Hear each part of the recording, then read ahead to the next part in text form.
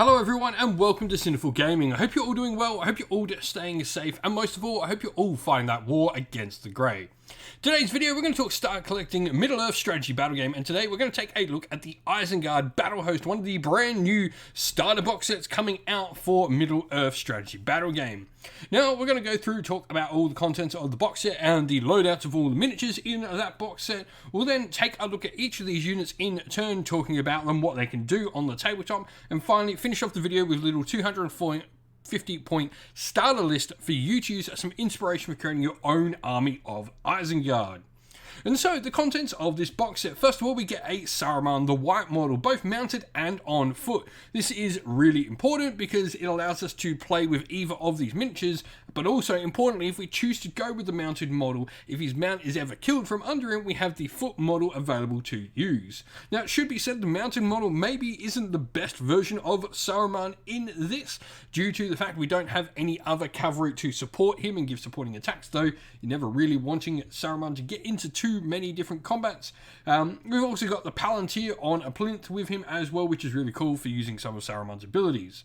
Lastly, for the character-wise, we have Grimmer Wormtongue along with him as well, a nice good support character. Now we then get 24 Orix Higher Scouts. They are the ones on the left of the picture. You get 8 of them with swords and shields, 8 with single swords, and 8 with bows. Lastly, you're going to get 20 of the Orix Warriors, 10 with swords and shields, and then 10 with pikes. So a good variety of miniatures, a lot of infantry in here, and a couple of characters, which is nice for this box set. And so to start off, let's take a look at Saruman the White. First of all, move 6, pretty standard there for humans, though it obviously increases when you choose to mount him on the horse. Fighter 5 is pretty nice, and a missile stat of 4+. Strength 4, defense 5 is really good, 1 attack, 3 wounds, and courage 7. We then have 3 might, 6 will, and we'll talk about that in just a sec, why it's got the little asterisk next to it, and 3 fate. Now, the reason we've got the little asterisk next to his will is from the Staff of Power.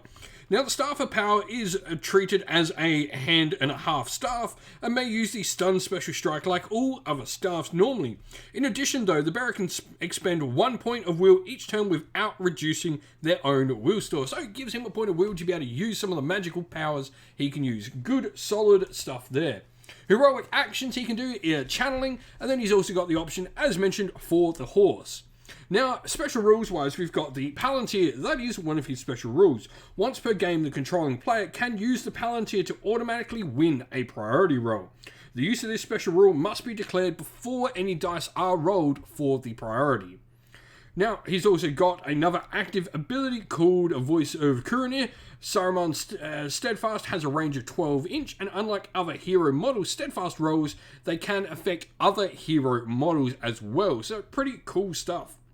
Lastly, the Lord of the Istari allows Saruman the White to choose to reroll 1 dice when making casting or resist rolls. So he really is good at getting out those magical powers with the ability to expend will freely with his Staff of Power, and also the Lord of the Istari rule.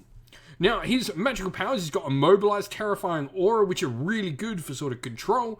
Command is nice as well. Sorcerous Blast and Flame Burst give him some offensive capabilities as well, making him a really well-rounded wizard hero to lead your force.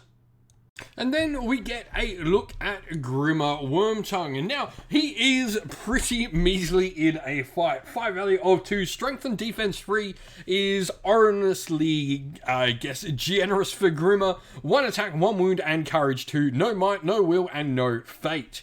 He has a dagger. His only option is to take a horse. But he does have some special rules. First of all, though, he can only be included in a force if Saruman is also included. So you need to have Saruman to have Grimmer. Then he's got the cool rules. So first of all, a traitor within. Grimmer must be deployed in Saruman's Warband if deployed as part of an Isengard force. Alternatively, before deployment begins, you may attach Grimmer to an enemy warband. When this warband is deployed or moves on the battlefield, you immediately place Grimmer afterwards as if he was a member of the warband. Grimmer is always controlled by his controlling player and moves and fights when it is in his controlling player's turn to do so as normal. However, if deployed as part of the enemy's army but not a part of his own army, no enemy model can shoot or strike blows against Grimmer.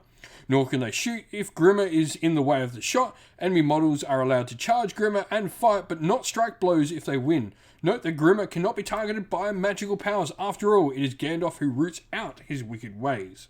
This restriction, however, will end if Saruman is slain, if Grimmer voluntarily charges an enemy model, or if Grimmer scores a wound with his dagger, even if the wound is avoided by fate. Grimmer can decide to not strike blows if he wins a duel in order to not reveal his allegiance, and once one of these conditions is met, the depth of Grimmer's evil is revealed and he becomes an enemy who can be shot and fought like normal. So you can use him to sort of, sneak up on an enemy character, potentially, stab a dagger in their back. It's pretty cool. However, we've also got the Wormtongue rule where if an enemy hero model is within 6 inches of Grimmer, 2 might points must be expended to use heroic actions instead of 1. So this is the big thing for Grimmer. He's really going to force your opponent to have to spend more to do the things they want to do with their might, which I think is a really nice little addition. And so the first of our units and the larger lot of models we get are the Uruk-hai Scouts. Now, they have a move of 6, fight of 4 is nice, and 4+4 their shot as well is pretty cool. Strength and defense of 4 is nice, 1 attack, 1 wound, and courage of 3. Pretty low, but that's, pretty standard for Uruks and Orcs. Wargear wise, we start with armor and shield and swords, which is cool, and then we can also choose to take a banner in the unit. Banners are just really, really solid. They allow you to re-roll some fight dice in fights, really useful. Uruk-hai bows as well to give you some good range, and these guys aren't too bad at range for evil models with that 4+, and shields as well in there. For me, these are solid units. They are pretty cheap at 8 points a model. And yeah, they're just a solid standard unit to have for your Isengard force. And then lastly, in the box set, we get some Uruk-hai warriors. Now, this box set, they are realistically the same as your Uruk-hai scouts. The big difference is having heavy armor, which gives them that nice defense of 5 as standard. Now, they've got the option to have a banner as well, and these models are a little bit easy to convert a banner out of nothing. You do have the option for crossbows, though none do come in this kit. You'd need to buy them and purchase them separately as some of the blister packs. Pikes are really cool. They allow you to fight 3 models deep. Unlike spears, 2 models. Pikes get you 3, so you can have, 2 pikes lined up. They still count as being able to fight like a spear as well. And you also have shields as well available to them, really helping sort of punch up the defensive ability of this unit. And so here we have our sample warband, 250 points. Now, you do get quite a few points inside this box here, mainly due to the fact that Saruman costs a lot of them. Now, just basic standard, before you even purchase his horse, he is 180 points. So straight away, he's going to take up a big chunk of your power, but he is an absolute powerhouse. Now, his warband, we've managed to try and fit in as many models while providing a couple of different things for the warband. Unfortunately, not enough points in there for Grimmer. If you take Grimmer and Saruman at 250, you're just not going to have enough points. Though Grimmer can certainly be a cool thing to add if you go to like 300, 350. Now, Uruk-hai Scouts, we've got 2 of them with swords and bows, and then we've got 4 of them again with just swords. These are going to be, the main sort of fight line, and then we've gone for 2 Uruk-hai warriors, which are going to have pikes. These are going to be great support pieces to add around your Uruk-hai scouts. So you're going to generally, work this in sort of 2 sort of groups of 2 Uruk-hai scouts with the swords, and then, a pike with each one of those lots of 3 Saruman, and then your Uruk-hai bows at the back providing some nice support. So 2 bows, 8 warriors, 250 points. Like I said, not a lot of bodies, so you're really trying to get those scouts in here at 250. Definitely, probably one of the warbands you want to play larger games with as soon as you can, so you can start getting more models on the tabletop. If you've been playing with Isengard in Middle-earth strategy battle game, let us know how you've been going and what you would do with this box set down on the comments below.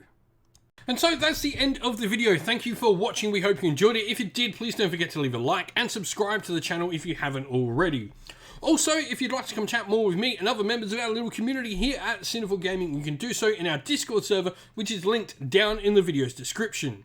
Also linked down in the video's description is links to our Patreon and YouTube members, the best thing you can do to help support the channel. If you'd like to help support the channel, you can do so via those links in the video's description. As a special thank you as well to everyone who does, we'd like to give you all a shout out. So thank you to our Patreons: Christian Weir, Soren, Kenny Lyle, Alder and Shot First, Andrew Bowen, Nathan Fee, The Rising 8, Cure Dynamic, Anthony B, JJ Austrian, Average Wargamer, Domir, Mark Harvey, James Cater, Derek and Bloobs. And thank you to our YouTube members: Green Roots Gaming, Kenton Young, Ronya, Lockloric, The Johnny84, David Ellsworth, Wolfric Nick, Broken Chef, Ariana Edwards, Revenar, Pink Nico Fire, Robin Mankiller, Monty's Tabletop Terrain, and John Castle. Lastly, a special shout out to Lady Witchfox Art, who does all the amazing artwork you see for the channel. That's it for the video. As said, don't forget to like it, subscribe, and we'll see you all again next time. Stay safe, stay well, and most of all, keep fighting that war against the Grey.